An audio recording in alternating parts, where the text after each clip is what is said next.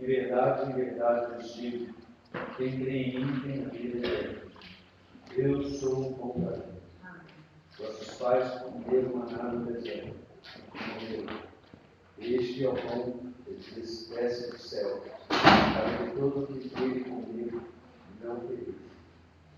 Eu sou o pão da vida. Que desceu do céu, e se alguém dele comer, viverá eternamente. E o pão que eu darei pela vida do mundo é a minha carne. Disputavam, pois, os judeus entre si, dizendo: como pode este dar-nos a comer a sua própria carne? Respondeu-lhe Jesus: em verdade vos digo, se não comerdes a carne do Filho do Homem e beberdes o seu sangue, não tendes vida em vós mesmos. Quem comer a minha carne e beber o meu sangue tem a vida eterna, e eu ressuscitarei no último dia. Pois a minha carne é a verdadeira comida, e o meu sangue é a verdadeira bebida. Quem comer a minha carne e beber o meu sangue permanece em mim e eu nele. Assim como o Pai que vive me enviou, igualmente eu vivo pelo Pai. Quem de mim se alimenta, por mim viverá. Senhor, nós te louvamos e nós te rendemos graças, Senhor. Senhor, porque o Senhor é o pão vivo que desceu do céu. Senhor, nós de ti nos alimentamos. Nesta manhã, ao participarmos desse elemento, Senhor, nós confessamos, Senhor, que participamos através de comer de ti e beber de ti. Senhor, nós confessamos que o Senhor é o tão esperado descendente da mulher, que veio para esmagar a cabeça da serpente, nos resgatar do império das trevas, nos transportar para o reino do Filho do seu amor. Senhor, e hoje o Senhor é a vida, Senhor. Aquela mesma vida, Senhor, que estava à disposição de Adão e ele desprezou. Senhor, preferindo a árvore do conhecimento do bem e do mal. Hoje, Senhor, nós te preferimos. Hoje nós cremos em ti. Cremos que o Senhor é a verdadeira vida, Senhor, da qual nós desfrutamos. E hoje nós somos o único pão, Senhor. Senhor, pela tua vida, Senhor, nós te louvamos, Senhor. Nós te rendemos graças. Obrigado por essa realidade. Senhor, porque somos fruto do trabalho seu. Somos o teu corpo, Senhor. Somos a tua igreja, Senhor. Somos o teu testemunho aqui na terra. Senhor, nós te rendemos graças. Muito obrigado, Senhor, porque o Senhor é o anfitrião. O Senhor é o cabeça da igreja. O Senhor é o nosso capitão, Senhor, que está à nossa frente, Senhor. Nós te louvamos e nós te rendemos graças. Obrigado, Senhor, porque o Senhor deu a sua vida, derramou o seu sangue, deu o seu corpo, Senhor. E hoje nós desfrutamos, Senhor, da realidade da tua vida, Senhor, através do teu Espírito. Senhor, nós te louvamos e nós te rendemos graças. Obrigado, Senhor, no teu nome.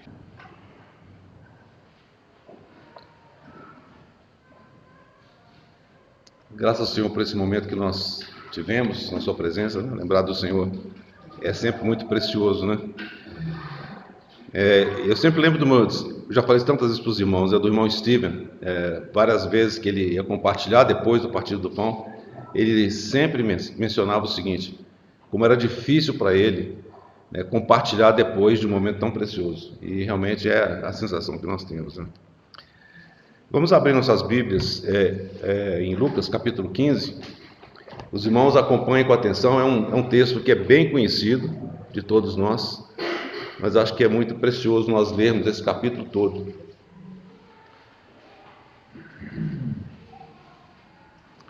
Lucas capítulo 15. Aproximavam-se de Jesus todos os publicanos e pecadores para o ouvir. E murmuravam os fariseus e os escribas, dizendo: Este recebe pecadores e come com eles. Então lhes propôs Jesus esta parábola: Qual dentre vós é o homem que, possuindo 100 ovelhas e perdendo uma delas, não deixa no deserto as 99 e vai em busca da que se perdeu até encontrá-la? Achando-a, põe-na sobre os ombros, cheio de júbilo. E indo para casa, reúne os amigos e vizinhos, dizendo-lhes: Alegrai-vos comigo, porque já achei a minha ovelha perdida. Digo-vos que assim haverá maior júbilo no céu por um pecador que se arrepende, do que por 99 justos que não necessitam de arrependimento. Ou qual é a mulher que, tendo 10 dracmas, se perder uma, não acende a candeia, varre a casa e a procura diligentemente até encontrá-la? E tendo achado, reúne as amigas e vizinhas, dizendo: Alegrai-vos comigo, porque achei a dracma que eu tinha perdido. Eu vos afirmo que, de igual modo, há júbilo diante dos anjos de Deus por um pecador que se arrepende. Continuou: Certo homem tinha 2 filhos. O mais moço deles disse ao pai: Pai, dá-me a parte dos bens que me cabe. E ele lhes repartiu os haveres. Passados não muitos dias, o filho mais moço, ajuntando tudo o que era seu, partiu para uma terra distante e lá dissipou todos os seus bens, vivendo dissolutamente. Depois de ter consumido tudo, sobreveio àquele país uma grande fome e ele começou a passar necessidade. Então, ele foi e se agregou a um dos cidadãos daquela terra, e este o mandou para os seus campos a guardar porcos. Ali desejava ele fartar-se das alfarrobas que os porcos comiam, mas ninguém lhe dava nada. Então, caindo em si, disse: Quantos trabalhadores de meu pai têm pão com fartura, e eu aqui morro de fome? Levantar-me-ei e irei ter com meu pai, e lhe direi: Pai, pequei contra o céu e diante de ti. Já não sou digno de ser chamado teu filho. Trata-me como um dos teus trabalhadores. E levantando-se, foi para o seu pai. Vinha ele ainda longe, quando seu pai o avistou, e compadecido dele, correndo, o abraçou e beijou. E o filho lhe disse: Pai, pequei contra o céu e diante de ti. Já não sou digno de ser chamado teu filho.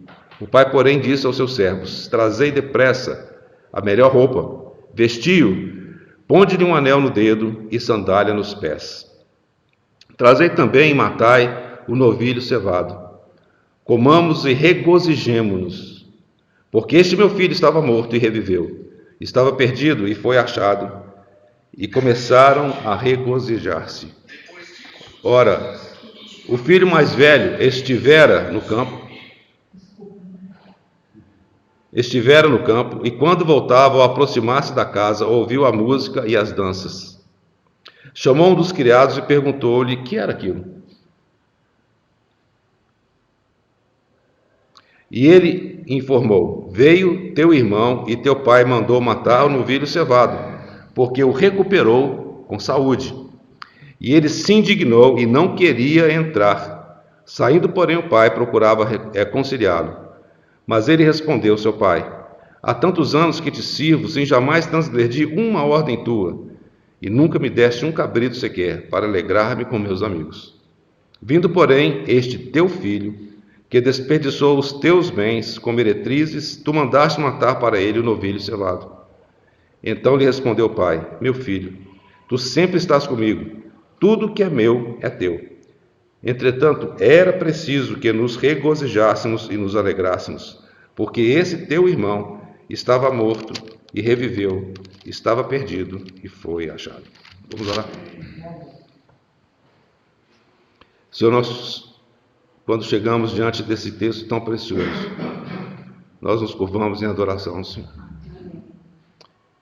Quão maravilhoso, Senhor, é o teu ensinamento, em palavras tão precisas, tão maravilhosas, tão cheias de amor. Amém. Senhor, por isso nós clamamos a Ti que realmente, Senhor, fale aos nossos corações nesta manhã. Senhor, que possamos enxergar além da mera letra. Ganhe em nós aquilo que o Senhor deseja, Senhor. se nós somos aqueles que dependem do Senhor, para o falar e para o ouvir. Amém. Nos encomendamos a Ti, no nome precioso do Senhor Jesus. Amém. Essa parábola, sem dúvida nenhuma, é conhecida de todos nós, né? Talvez muitos até que nem conhecem o Evangelho de maneira tão próxima, conhecem essa parábola. A parábola do filho pródigo, né? O termo pródigo é usado com tanta frequência, né? Mesmo para aqueles que não conhecem o Senhor. Da mesma forma, a ovelha perdida. Menos conhecida, talvez seja a parábola da dracma, né?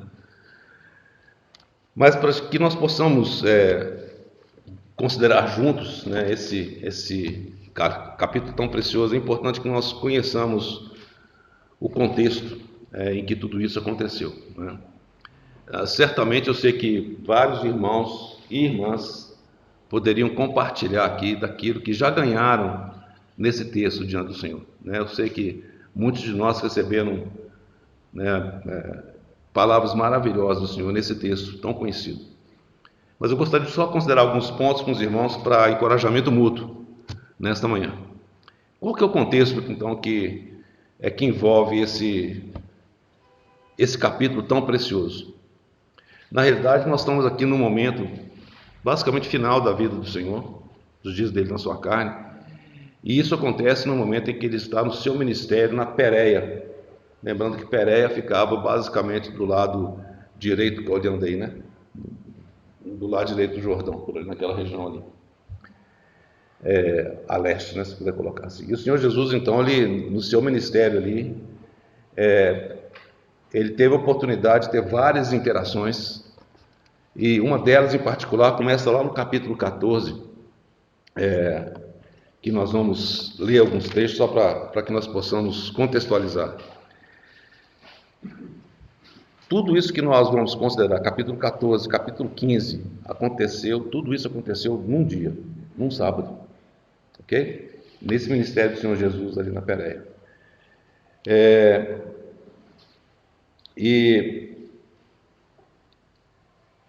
Muito bem. Possivelmente a data é entre o ano 29 e o ano 30, né, da nossa era. Exatamente, muito ao final. E esse ministério durou cerca de 3 meses e meio. Então foi bem curtinho, mas foi um momento significativo do ministério do Senhor, né? Então no capítulo 14, nós vamos ler alguns versículos, a partir do versículo 1. Nós vemos que o Senhor, então, ele entra na casa de um dos fariseus para poder, então, participar, e a palavra de Deus diz para comer pão, né, para poder tomar uma refeição. Aconteceu que ao entrar ele no sábado, 14:1, versículo 1 do capítulo 14 de Lucas, aconteceu que ao entrar ele no sábado na casa de um dos principais fariseus para comer pão, eis que o estavam observando. Presta atenção, como de fato as pessoas, elas prestavam atenção no Senhor, olhavam para o Senhor, observavam o que o Senhor fazia. E quando você considera a si mesmo e considera outras pessoas, quando olham para uma determinada situação, como é interessante observar que olhares são diferentes de como cada pessoa olha para uma determinada situação, ou olha, ou considera uma determinada pessoa. E observa aqui que diz que eis que o estavam observando. E a gente vai ver quem são essas pessoas que estavam observando o Senhor. Versículo 2. Ora, diante dele se achava um homem hidrópico. O momento exato para o Senhor Jesus realizar mais um milagre, realizar uma cura. Aí Jesus então diz, Jesus dirigindo-se aos intérpretes da lei, aqueles que estavam observando, e aos fariseus, 2 classes de pessoas aqui, são judeus, intérpretes da lei basicamente eram os escribas, e os fariseus eram aqueles que seguiam o que os escribas ensinavam, os escribas ensinavam. Eles eram aqueles devotos que eram considerados os sacrossantos, né, se eu puder colocar assim. Jesus se dirige a eles, porque Jesus sabia que eles o estavam observando. É ou não é lícito curar no sábado? Eles, porém, nada disseram. E tomando aquele homem hidrópico, o curou e o despediu.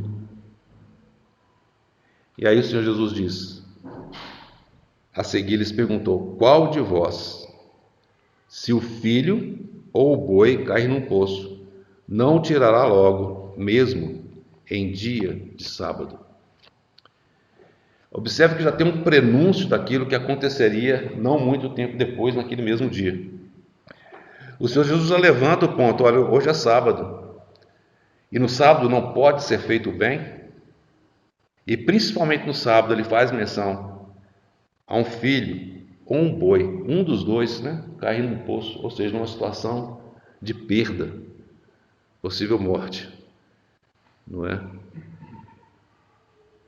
E muito bem, versículo 6, a isto nada puderam responder. O Senhor Jesus colocou aqueles escribas, os intérpretes da lei, e os fariseus em xeque. Eles não tinham nada para poder falar. E aí então o Senhor Jesus, eu não vou ler o resto do capítulo, mas os irmãos podem seguir rapidamente aí. Ele então começa ao Senhor Jesus observando. O versículo 7, agora o Senhor Jesus observa. E ele reparando em como as pessoas se movimentavam naquele banquete, como é que elas se assentavam, como é que elas se comportavam. E baseado naquilo, então, o Senhor começa a dar um ensinamento a respeito dos primeiros lugares e assim por diante. E aí aparece aquele famoso versículo, quem se exalta será humilhado, quem se humilha será exaltado. E então o Senhor propõe, em seguida, aquela parábola da grande ceia, Os irmãos se lembram dessa parábola também? Eu creio que eu estou ficando perdido das parábolas que eu já compartilhei, até a mão me perguntou isso, não tem que ver com a tia, lá ele deve ter a lista. Eu compartilhei de uma outra parábola, que foi também a parábola das bodas, Mas essa parábola da grande ceia ela é muito interessante da maneira como o Senhor Jesus aborda o seu ensinamento. Nós não vamos ter tempo de falar dessa parábola hoje, Isso tudo aconteceu na casa daquele fariseu. É sábado ainda. E o Senhor Jesus, por meio do seu ensinamento, ele procura prender a atenção daqueles que eram os fariseus, que eram os escribas, para que eles pudessem compreender, que eles vendo não vissem e ouvindo não entendiam. Por quê? Porque o coração deles estava duro, lembra, irmãos? Essa era a situação daquele povo. Não é que Deus endureceu o coração deles, eles endureceram o próprio coração. Eles não estavam dispostos a ouvir. Mas o Senhor prossegue, ele sai daquela casa então, versículo 25, agora no versículo 14. Grandes multidões o acompanhavam. Grandes multidões o acompanhavam. Quando nós lemos o Evangelho, nós vamos encontrar esses personagens, esses personagens estão no plural, de maneira coletiva, Nós encontramos os escribas, os fariseus, os herodianos, encontramos os publicanos, meretrizes, pecadores. Então existem essas classes de pessoas, Algumas delas chamam simplesmente pecadores. E tem as multidões, muitas vezes aparece o termo genericamente multidões. Aqui fala que multidões o seguiam. Nessas multidões você tinha toda sorte de pessoas, mas fala que grandes multidões, não era pouca gente. Então ele saindo da casa daquele fariseu, grandes multidões, então agora seguiu o Senhor estava indo pelo caminho, continuando o seu ministério ali na Pérea. Em algum momento o Senhor vê aquelas multidões caminhando, os irmãos imaginam o Senhor caminhando pela estrada ali, ele vê aquele mundaréu de gente atrás dele, ele para, se volta e começa agora a falar com aquelas multidões. E aí o Senhor Jesus ele dá um discurso, um sermão, como a gente fala, extremamente grave, extremamente sério, porque aquelas multidões estavam seguindo o Senhor pelos mais diversos motivos. Alguns à busca de cura, outros à busca do pão. Não sabemos quais eram os motivos, mas os mais diversos motivos, porque elas eram ovelhas que não têm pastor, elas estavam perdidas. Mas ali o Senhor adverte: olha, você quer vir após mim? Se alguém vem a mim e não aborrece a seu pai e mãe e mulher e filhos, irmãos e irmãs, ainda a sua própria vida, não pode ser meu discípulo. E qualquer que não tomar a sua cruz e vier após mim, não pode ser meu discípulo. O Senhor Jesus basicamente joga um balde d'água fria naquelas multidões que o seguiam. Vocês querem vir após mim? O que vocês têm pela frente é o que eu estou dizendo para vocês. Você tem que tomar a sua cruz. Se me seguir, você tem que negar a si mesmo. E esse é o processo, esse é o convite do Senhor. Ao contrário de tantos convites que nós ouvimos por aí no meio da cristandade, né? Venha a Jesus e você vai ter prosperidade. Venha a Jesus, seus problemas vão estar todos resolvidos e vai por aí fora. Mas esse não é o nosso Senhor. O nosso Senhor, quando Ele fala a respeito do discipulado, Ele fala com essa gravidade que nós vemos ali. E ali Ele prossegue ilustrando com duas, assim chamadas, ilustrações parabólicas. A primeira a respeito de um construtor que tem que se assentar e calcular os custos. Ou seja, você quer seguir o Senhor? Tem custo. Muito tem se falado a respeito de uma graça. Muito cuidado agora quando falar nisso. A graça de Deus, ela é maravilhosa. Ela é incomparável. Nós somos salvos pela graça, por meio da fé. Mas nós temos que lembrar que juntamente com essa graça existe a responsabilidade daquele que é alvo dessa graça. Não é simplesmente onde abundou o pecado, superabundou a graça. O apóstolo Paulo fala claramente que, pera lá, não é isso não, é verdade isso, mas por causa disso nós vamos continuar pecando, para que tenha mais abundância da graça? Certamente que não. Então a graça de Deus, ela é tremenda, ela é maravilhosa, mas junto com essa graça tem a responsabilidade. Então quando o Senhor Jesus convida, por um lado sim, é a graça, por meio da graça, somente por meio dela que nós podemos seguir o Senhor, mas por outro lado existe o custo, que você e eu temos que pagar. Há um custo sim. Não é o custo para você ganhar a vida eterna, não. Isso não. A vida eterna é um dom de Deus, é gratuito. Não tem dúvida quanto a isso. Mas quanto à sua salvação, a salvação da sua alma, aí sim, requer que de fato você tome sua cruz e siga o Senhor. Esse é o Evangelho do Senhor. E aí o Senhor então fala na primeira ilustração parabólica do custo de um construtor. Você vai construir alguma coisa? Para um pouquinho, faz as contas e vê se você dá conta mesmo, né?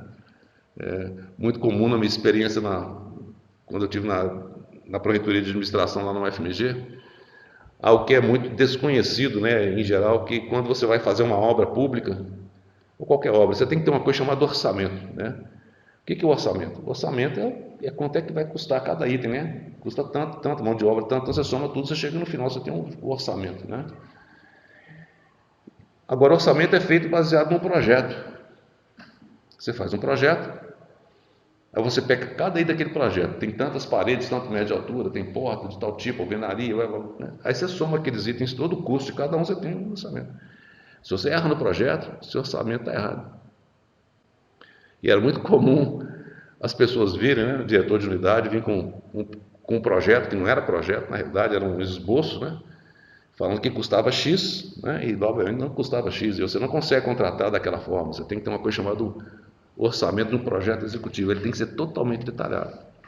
O senhor fala que exatamente isso, olha, você não pode tentar sentar, construir alguma coisa, sim, se você não tiver noção de quanto é que essa coisa vai custar, porque depois você vai ser motivo de escárnio, de gozação. Você tem que sentar e calcular o custo. Há um custo para o discipulado, você tem que calcular esse custo. Da mesma forma ele fala do rei, então que vai guerrear, ele tem que saber se realmente com aquele plantel que ele tem, se ele vai dar conta de encarar aquele outro rei. Ele fala de dois aspectos, um da edificação, o outro relacionado com a batalha. Há esse aspecto também no discipulado. Quando nós seguimos o nosso Senhor, há o aspecto da edificação, mas há o aspecto da batalha. Né? Sem fazer um spoiler aqui, uma propaganda, de janeiro, se o senhor permitir, nós teremos a Conferência Nacional Bíblica. E o tema é exatamente esse, a vida cristã, a carreira, o combate e a fé. A vida cristã tem seu aspecto do combate, é uma carreira, mas tem seu aspecto do combate. Lembrando que nós, com as nossas armas, nós não conseguimos guerrear, mas o Senhor realmente proveu, mim e você, as armas dessa milícia, né? E isso faz parte da nossa vida como discípulos do Senhor. Existe o aspecto da edificação e existe o aspecto da batalha. Em ambos os casos, nós temos que contar o custo. Bom, tendo dito isso, o Senhor prossegue dizendo, né, que os discípulos são sal da terra. Os irmãos conhecem também essa outra ilustração parabólica, que é maravilhosa. Mas eu chamo a atenção para o versículo 35, diz o seguinte: o irmão leu o capítulo 15 todinho, depois ele começa a falar do capítulo 14, né? Complicado. Versículo 35: nem presta para a terra, nem mesmo para o monturo. O sal, se o sal realmente ele perde a sua eficiência, como sal, né? O sal, meu pai me ensinou isso, falou que é uma substância higroscópica, né? Higroscópica significa que ela atrai a umidade, a água, né? Já, você deixa o sal perto de água, vira aquela coisa, aquela meleca ali, né? Desculpa, aquela pasta. E ele perde a sua qualidade. E o Senhor disse que ele não serve nem para a terra, nem mesmo para o monturo, ou seja, para ser descartado. Lançam-no fora.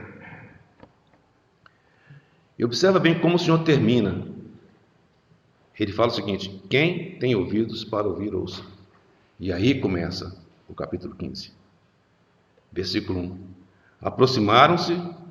Aproximavam-se de Jesus todos os publicanos pecadores para o ouvir. Duas coisas importantes, pelo menos. Esses claramente identificados, publicanos e pecadores, eles são distinguidos daquela multidão pela palavra de Deus. Havia uma multidão. E de alguma forma o Senhor vai distinguir esse grupo de publicanos e pecadores. Nós sabemos quem eram os publicanos e os pecadores de maneira geral, né? Mas diz que eles se aproximavam do Senhor Jesus. Tendo ouvido todo aquele discurso, talvez desencorajador do Senhor, ainda assim eles se aproximavam. Eles ouviram o custo, eles ouviram quanto seria necessário para eles. Ainda assim, o coração deles foi de se aproximar do Senhor. Não apenas de ficar perto do Senhor, mas para ouvir o Senhor. Esses são aqueles que tinham ouvidos para ouvir. Eles foram conquistados por aquela última frasezinha do Senhor: quem tem ouvidos para ouvir, ouça. Mas não termina aí. O Espírito Santo se separa daquela multidão, um outro grupo. Está no versículo 2. E murmuravam os fariseus e os escribas. Os irmãos percebem? Nós temos aqui a pessoa do Senhor Jesus, mais uma vez, sendo observada, sendo considerada. O grupo de publicanos e pecadores se aproxima do Senhor com o propósito de ouvir. Mas esse outro grupo de fariseus e escribas estavam ali para observar o Senhor, mas para murmurar, para maldizer, para achar brecha no Senhor, achar mancha no Senhor. O objetivo de estar ali observando o Senhor não era de contemplar o Senhor, mas era de criticar o Senhor. Esses dois grupos, então, estão presentes aqui agora. E qual que era o motivo da sua murmuração? Este recebe pecadores e come com eles. Irmãos, olha que coisa impressionante. O que era de fato, a gente usa o termo farisaísmo, né? O que de fato era o judaísmo? Olha a postura dessas pessoas. Essas não eram as pessoas que, em princípio, deveriam estar alinhados e seguindo aquilo que foi trazido na lei, nos profetas. São pessoas que, em princípio, deveriam conhecer Deus e deveriam conhecer o amor de Deus, que foram alvo do amor de Deus. Mas o coração deles era tão duro, era tão endurecido, era tão empedernido. Eles não conseguiam, de maneira nenhuma, ver naqueles que eram os publicanos, os pecadores, o alvo do amor de Deus. Ou em si mesmos, né? Os irmãos se lembram, né? Eles rodeavam o mundo para poder conseguir um projeto, certamente para poder conseguir, talvez, recursos, né? Mas eles não rodeavam o mundo para conseguir projetos no sentido de alcançar esses que eram os publicanos e que eram os pecadores. Eles simplesmente consideravam aqueles como sendo uma casta que era intocável, imunda. Eles não procuravam alcançar aquelas pessoas, que era exatamente o que o Senhor Jesus veio fazer.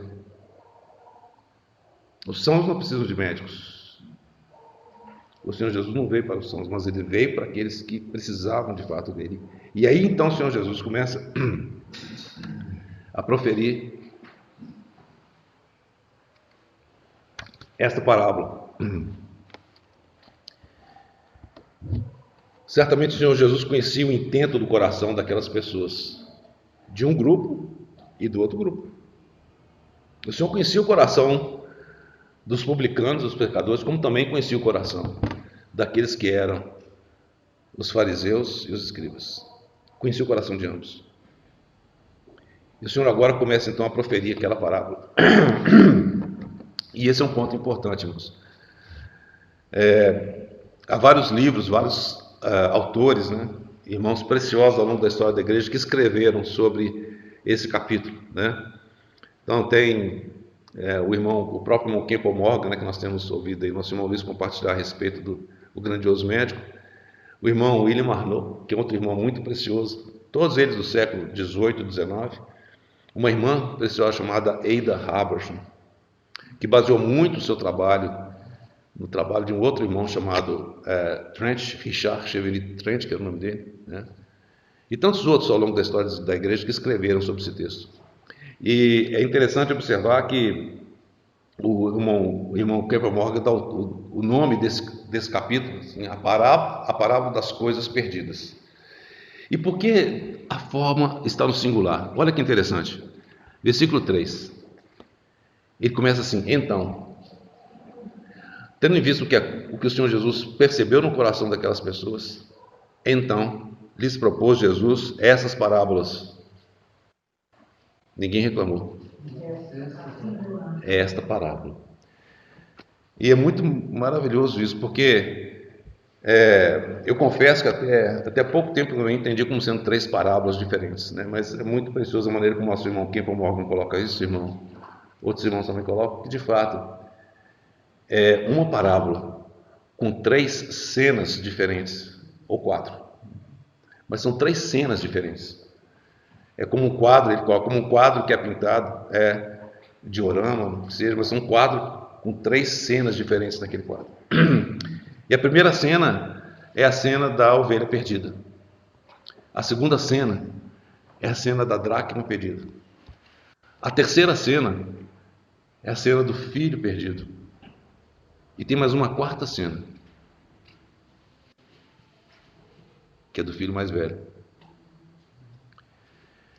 Tudo isso está no contexto de uma única parábola.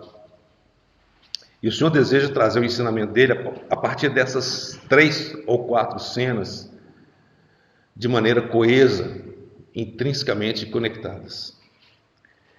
Então, na primeira parábola, nós vemos que o Senhor Jesus ele toca naquilo que é muito comum, né? Certamente aquelas pessoas conheciam muito bem o que era o que era um pastor de ovelhas, né? E o Senhor Jesus já tinha usado essa ilustração antes, né, a respeito do pastor, né, e suas ovelhas. Versículo 3, versículo 4. Qual dentre vós é o homem? Então ele está fazendo referência a alguém, um homem, que possuindo 100 ovelhas e perdendo uma delas, não deixa no deserto as 99 e vai em busca da que se perdeu até encontrá-la? Ele toca em alguma figura que era muito comum, não é? Nessa parábola, eu vou, se eu permitir, concluir com um hino, né? Patrícia até... Eu sei que as irmãs que participaram, a Kainara está aqui, quem mais está aqui? A irmã Graça também, a Mal, né? Vocês já estudaram isso aqui. As irmãs podiam estar aqui compartilhando, na realidade, viu? Está sendo muito bom.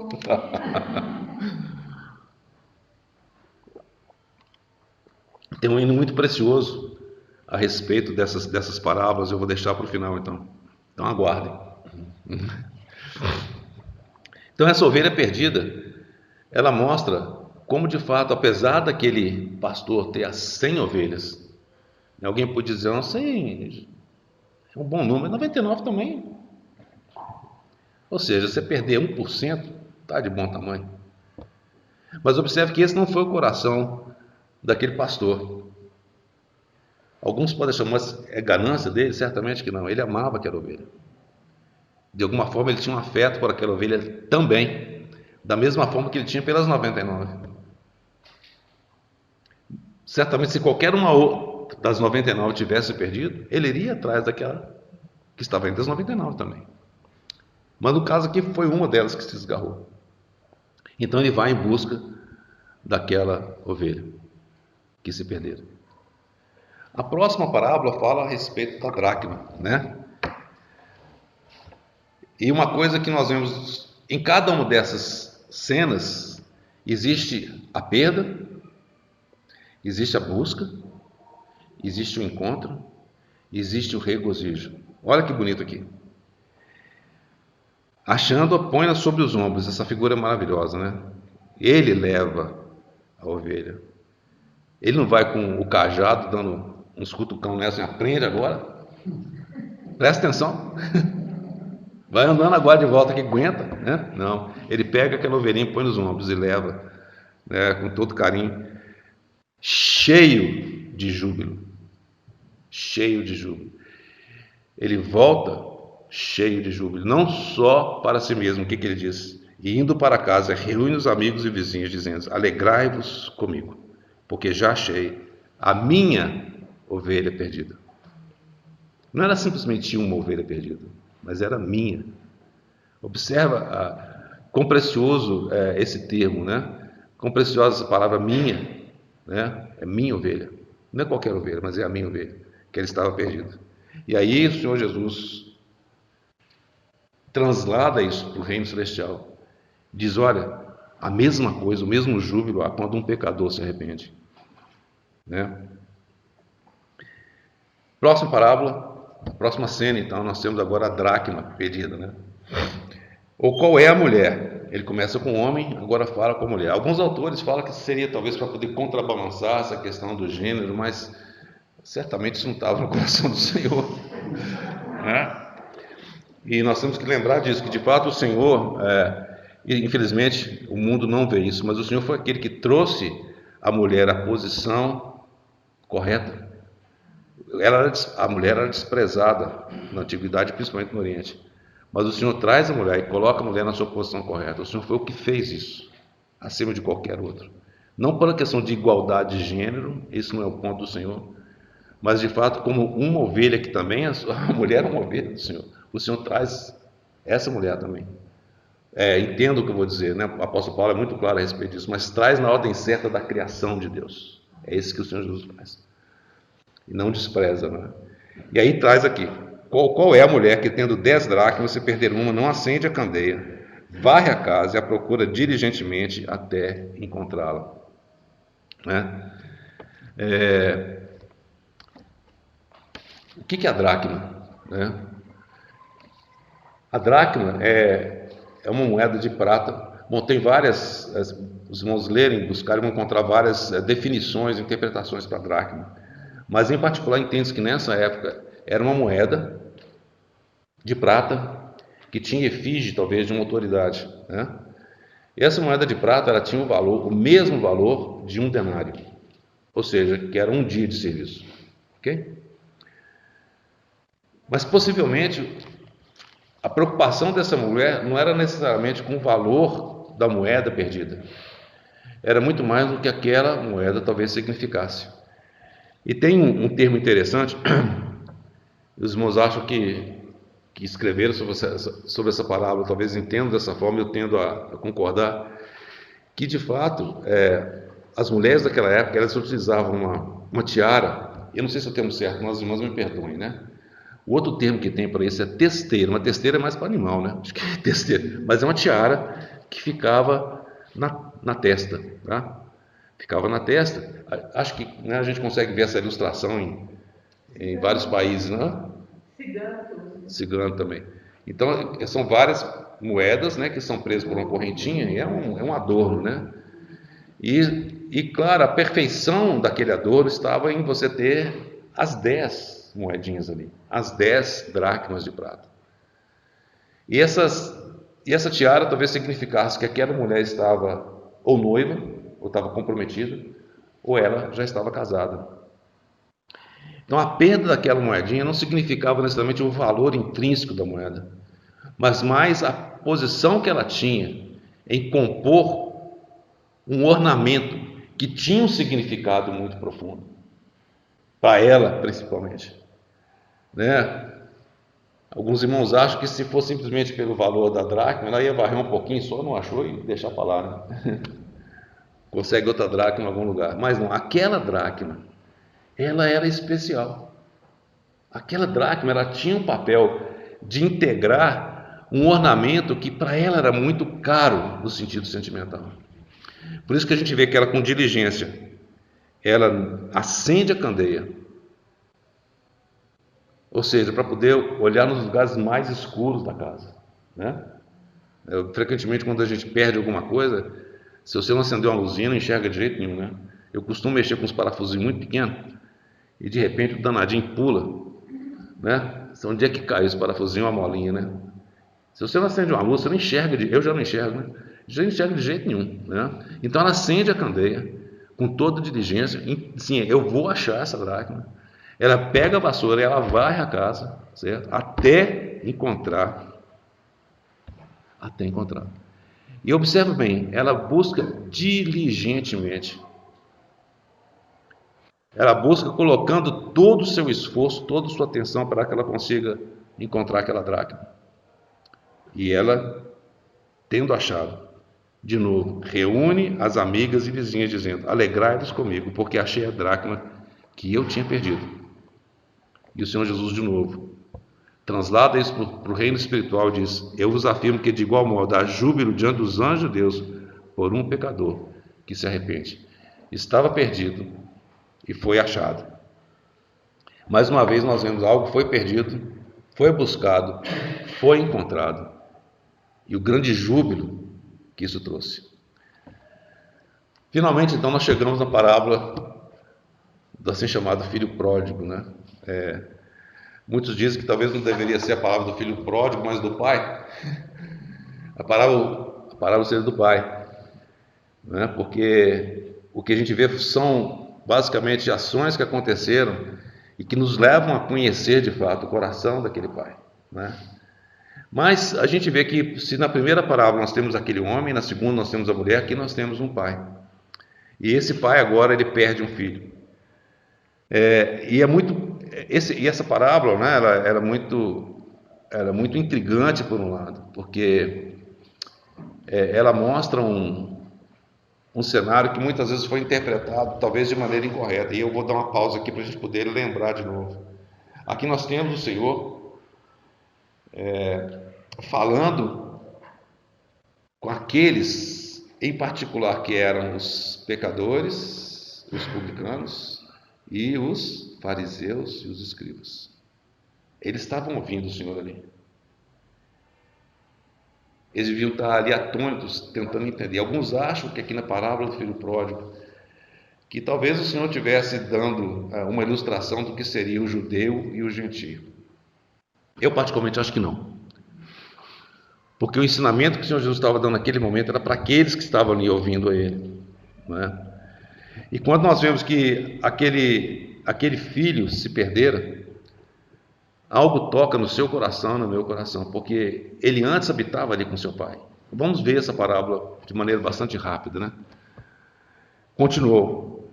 Observa que é um processo contínuo do Senhor, por isso que é uma parábola só, né? Começa com então, e ele fala qual é a mulher, e continuou. Certo homem tinha 2 filhos. O mais moço deles disse ao pai: pai, dá-me a parte dos bens que me cabe. E ele lhes repartiu os haveres. Qual seria o impacto dessa parábola se você só tivesse um filho? Imagine. Então seria assim: certo homem tinha um filho. A gente não fala do filho pródigo? O foco está naquele filho que se foi, que se perdeu, que dissipou todos os bens, os haveres do seu pai. Não seria suficiente para poder ilustrar? Da mesma forma que um perdeu uma ovelha, perdeu uma dracma, perdeu um filho. Mas aqui o Senhor, de maneira tão preciosa, ele fala: esse homem tinha 2 filhos. Não era um filho só. Ele tinha 2 filhos. Um desses filhos se perdeu. Se você gosta da matemática, Popó tá aí. Estatística, Popó. Primeiro caso a gente tinha, desculpa, Paulinho. Primeiro caso a gente tinha uma ovelha em 100, então era 1%, né? Na segunda é uma em 10, né? 10%. Na segunda é 50%. Tá certo? 50%. Então, irmãos, esse homem tinha 2 filhos. E o mais jovem deles disse ao pai: Pai, dá-me a parte dos bens que me cabe. E ele lhes repartiu os haveres.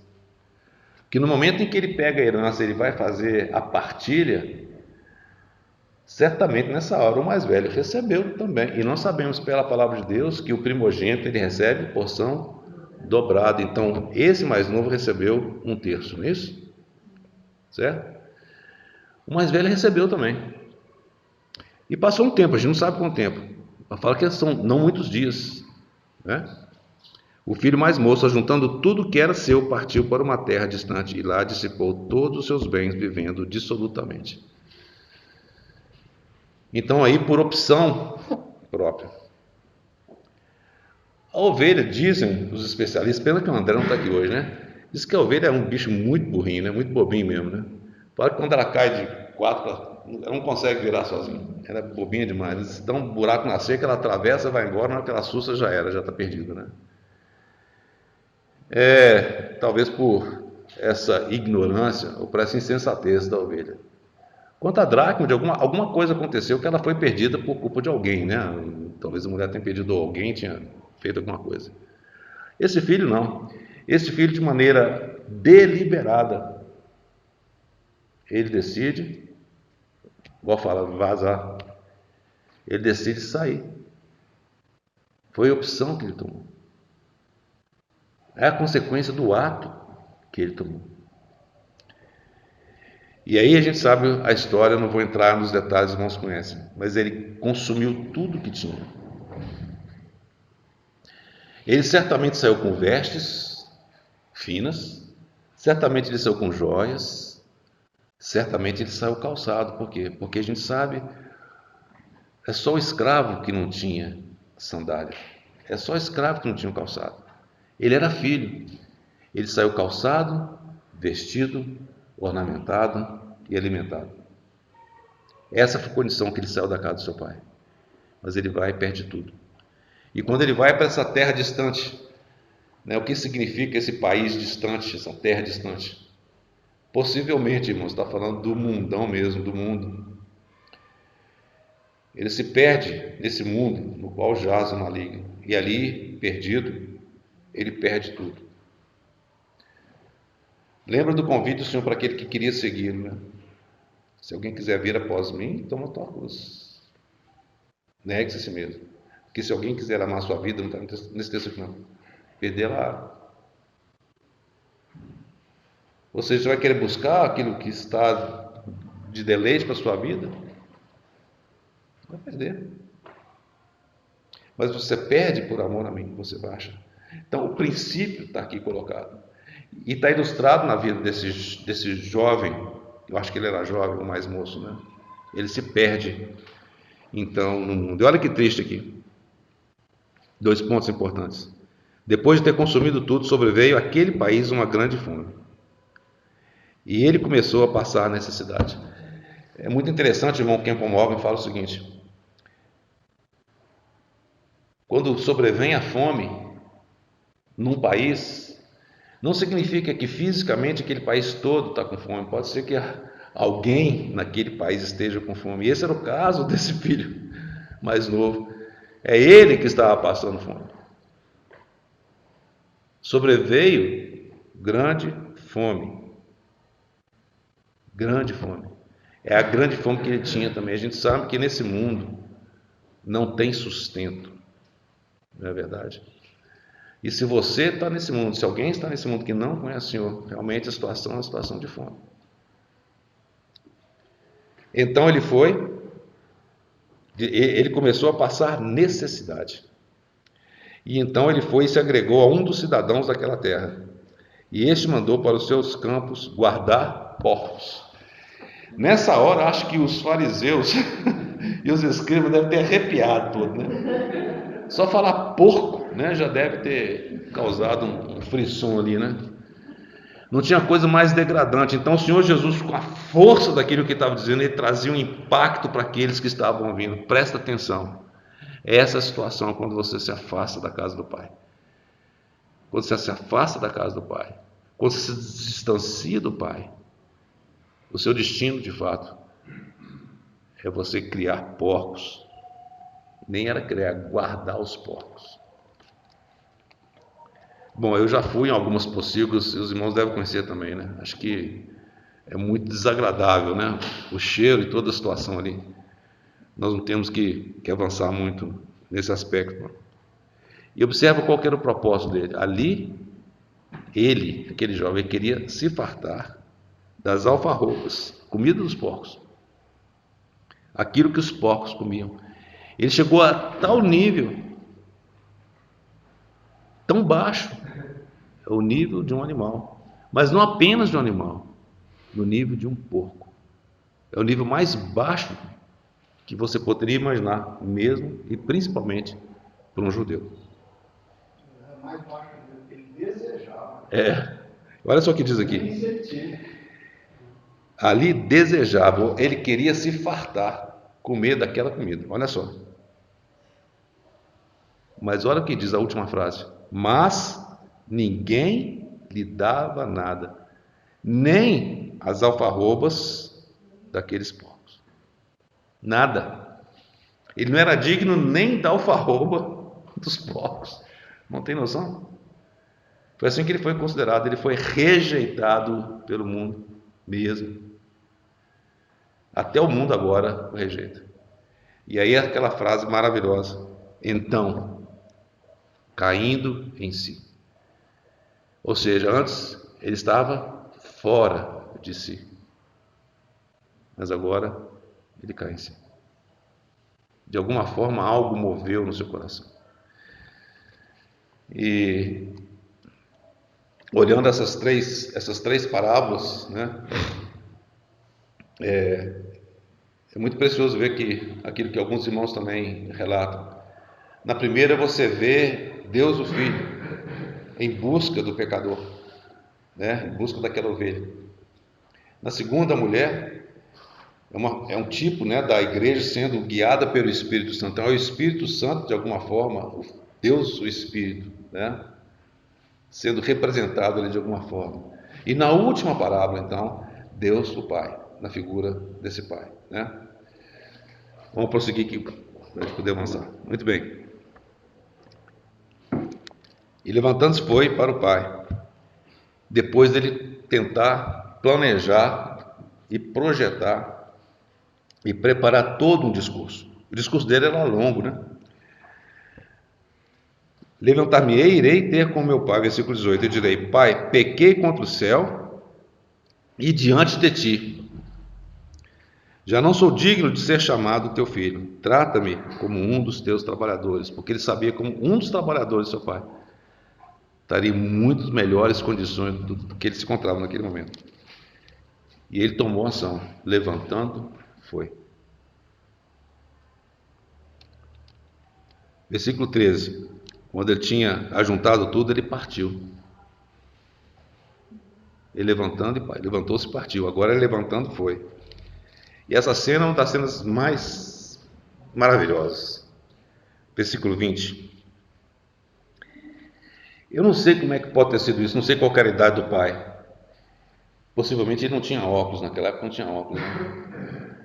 Mas olha que coisa impressionante. Vinha ele ainda longe, o filho estava longe. Irmãos, como é que ele pôde distinguir a distância que era o seu filho? Eu não conseguiria, eu não sei qual era a distância também, mas não precisa ser muito longe para eu já não distinguir mais. Esse ponto é impressionante como o pai, de fato, por um lado, ele conseguiu identificar seu filho, mas por que ele conseguiu ver o seu filho à distância? Porque de alguma forma ele estava esperando. O pai não estava cuidando dos afazeres das suas posses, das suas propriedades. Por algum motivo, aquilo é como que tivesse paralisado a vida daquele pai. Talvez ele estivesse sentado ali à beira da sua, né, na porta da sua tenda, aguardando aquele filho voltar. Apesar de que, embora ele não acreditasse, houvesse a possibilidade daquele filho estar morto. E de fato é o que ele diz depois. E é muito lindo esse quadro. Vinha ele ainda longe, quando seu pai o avistou. E compadecido, cheio de misericórdia. Isso checa o nosso coração, não checa? A reação do pai foi uma reação cheia de amor. Correndo, o abraçou. Alguns dizem, nossa, que coisa mais indigna para um velho sair correndo. Ele, na posição de pai, talvez pudesse ficar sentado e aguardar o filho chegar até os seus pés. Não foi isso que esse pai fez. Ele esqueceu de toda a sua dignidade, enquanto um velho, no alto da sua posição, talvez dono de muitos bens, nem preocupando com aqueles que o viam, trabalhadores, servos. O alvo dele era encontrar seu filho. Ele levanta e corre. Ele não andou, ele correu. O abraçou e beijou. Há outras cenas tão belas no Antigo Testamento que relatam, que mostram figura semelhante, né? Nós não temos tempo de passar por essas cenas em que pessoas de fato se encontram, se abraçam, né, e se beijam. Uma expressão dessa comunhão tão preciosa. E o filho começa então a falar o discurso que ele tinha ensaiado. E o filho diz: pai, pequei contra o céu e diante de ti. Depois, já não sou digno de ser chamado teu filho. Ele não termina o seu discurso. O pai interrompe e disse aos seus servos: trazei depressa. Trazei depressa. Não é simplesmente, vamos dar um jeito de te vestir, tomar um banhozinho lá, então não. Traz depressa. Reinstituí-lo à posição de filho era uma emergência, era urgente. Não podia ficar nem um segundo sequer a mais em que aquele jovem ficasse na posição de um deserdado. Trazei depressa a melhor roupa, vestiu, ponte um anel no dedo e sandália nos pés. Ele queria ser apenas um trabalhador, mas o pai falou: não, você é filho. Trazei também e matai no novilho cevado, comamos e regozijemos. Porque este meu filho estava morto e reviveu. Estava perdido e foi achado. E começaram a regozijar-se. Que cena tremenda, irmãos. Nessa primeira parte, muito possivelmente, quem estaria em foco seriam exatamente aqueles publicanos e pecadores. De alguma forma, em algum momento da vida deles, haviam se distanciado do seu Deus. E aqui o Senhor, de maneira tão preciosa, é como se por meio dessa parábola ele estava convidando-os a se aproximar, como filhos que eles eram. Não menos filho do que o outro, né? Mas era filho também. E aí vem a quarta cena. O filho mais velho. Esse filho mais velho, que já tinha possivelmente nas suas mãos a porção dobrada, né, a sua herança, 2/3 do total, ele estava no campo trabalhando diligentemente, fielmente, seriamente, cuidando dos bens que eram dele e do seu pai, com toda a fidelidade, não é verdade? Com toda a diligência, com todo o zelo. Mas observa bem o que ele fala. Ele ouviu aquela alegria, ele havia também perdido seu irmão de alguma forma, e aí ele pergunta para os criados: o que está acontecendo?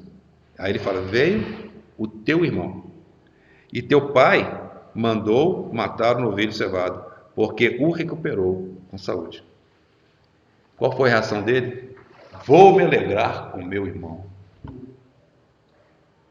Vou me regozijar porque meu irmão estava morto e ele vive. Mas qual era o coração desse filho? O coração desse filho não era diferente do coração daqueles fariseus e publicanos. A religiosidade que o Senhor estava querendo demonstrar aqui com esse quarto filho era exatamente para colocar em xeque mais uma vez aqueles que observavam o Senhor e que diante deles tinham os publicanos e os pecadores, dos quais eles queriam distância. Aqui o Senhor mostra o coração daquele outro filho. Ele se indignou e não queria entrar. Ele não quis ter qualquer comunhão. Ele não quis fazer como o Senhor fez, que se assentava com os publicanos e com os pecadores, para com eles comer. Os irmãos percebem? O Senhor está descrevendo exatamente aquele outro grupo. E não saindo, porém, o pai, olha o coração do pai, mais uma vez, procurava conciliá-lo. Mas ele respondeu a seu pai: há tantos anos que te sirvo. Os irmãos estão vendo que maneira tão precisa que o Senhor descreve aqueles que de alguma forma estavam envolvidos e tocando para frente o judaísmo? Há tantos anos te sirvo, sem jamais transgredir uma ordem tua. Todos esses mandamentos tenho cumprido desde a minha juventude. Não foi o que aquele jovem rico falou? Assim eram os fariseus. E nunca me deste um cabrito sequer para alegrar-me com os meus amigos. Vindo, porém, este teu filho. Não é meu irmão, é teu filho. Que desperdiçou todos os seus bens como meretrizes, tu mandaste para matar para ele um novilho cevado. Então lhe respondeu o pai: meu filho. Ele ainda era filho. Pai também amava esse segundo filho. Tu sempre estás comigo, tudo que é meu é teu. Entretanto, era preciso que nos regozijássemos e nos alegrássemos, porque esse teu irmão, olha só como é que o pai fala, ele é meu filho, mas ele é teu irmão. Estava morto e reviveu, estava perdido e foi achado. Então, irmãos, o outro irmão ainda estava fora de si. Ele estava fora de si.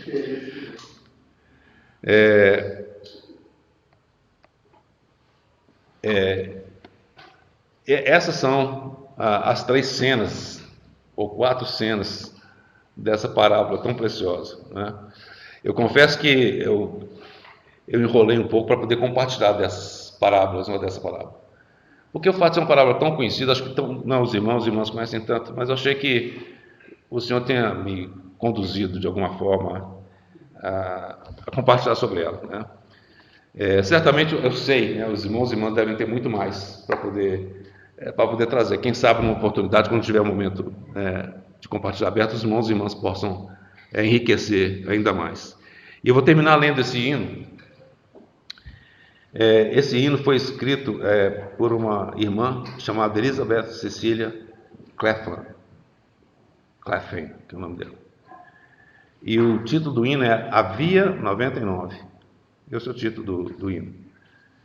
E diz a história o seguinte: que numa cidade chamada Fergus, né, no distrito, né, de Ontário, no Canadá, ali jaz o corpo de um homem para quem esse hino foi escrito.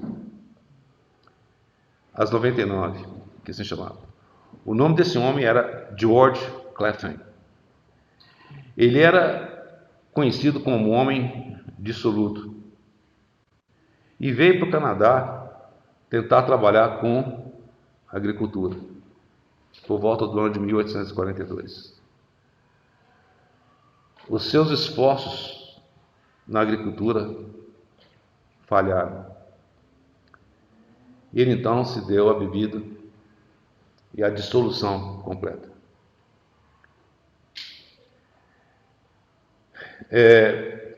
Enquanto ele viveu, ele teve diversos problemas de saúde e acabou morrendo. a sua irmã, chamada Elizabeth, e ela sempre lembrava do seu irmão. E quando ela escreveu esse hino, ela tinha o seu irmão em mente. Essa irmã, ela morreu com 39 anos de idade, novinha. E os poemas dela foram conhecidos e foram, de fato, trazidos a público pelo esse irmão, William Arnaud, é um dos que escreveu sobre as parábolas do Senhor. E uma das histórias desse hino foi que, na realidade, não era um hino, era um poema. E numa das conferências, quando Moody pregava, tinha o irmão Ira Sankey. Esse irmão que cantava, né? Quando tinha a pregação do Evangelho por D.L. Moody. E diz o seguinte: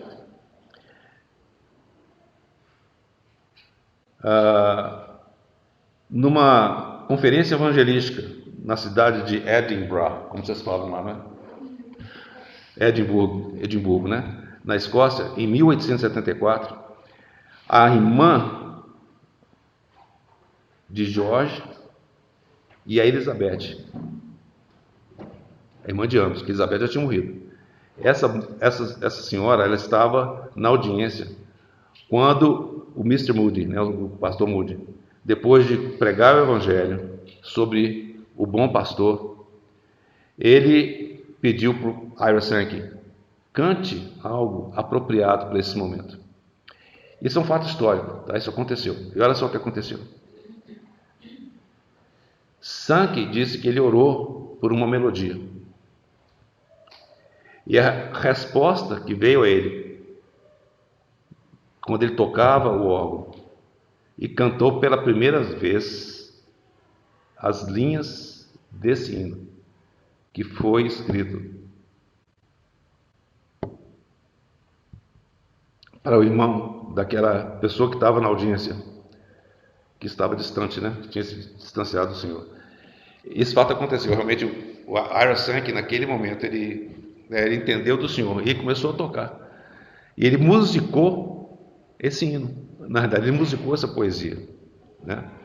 Que é maravilhosa. E ela diz o seguinte: só um segundinho.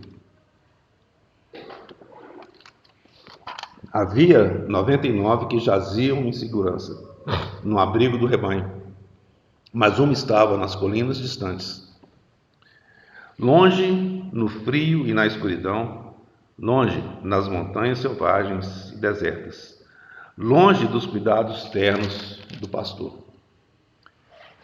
Senhor, tu tens aqui tuas 99, elas não são suficientes para ti? Mas o pastor respondeu: esta minha se desviou para longe de mim. E ainda que a estrada seja áspera e íngreme, eu vou ao deserto para encontrar a minha ovelha. Mas nenhuma das resgatadas jamais soube quão profundas eram as águas atravessadas, nem quão escura foi a noite pela qual o Senhor passou, até encontrar sua ovelha perdida. Lá no deserto sombrio, ele ouviu o seu grito, ensanguentada e indefesa, à beira da morte. Senhor, de onde vêm aquelas gotas de sangue que marcam a trilha na montanha? Elas foram derramadas por aquela que se extraviou, antes que o pastor pudesse trazê-la de volta. Senhor, onde foram tuas mãos rasgadas e tão deslaceradas?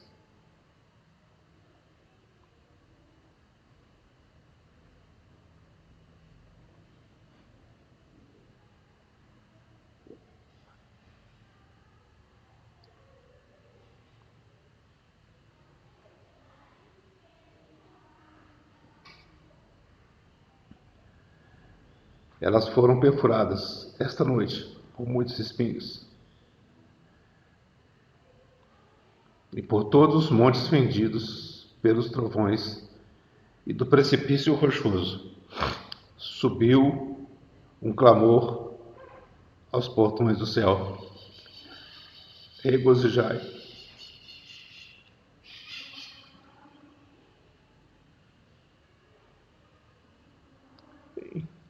Encontrei minha ovelha. E os anjos ecoaram ao redor do trono. Regozijai, porque o Senhor traz de volta os seus.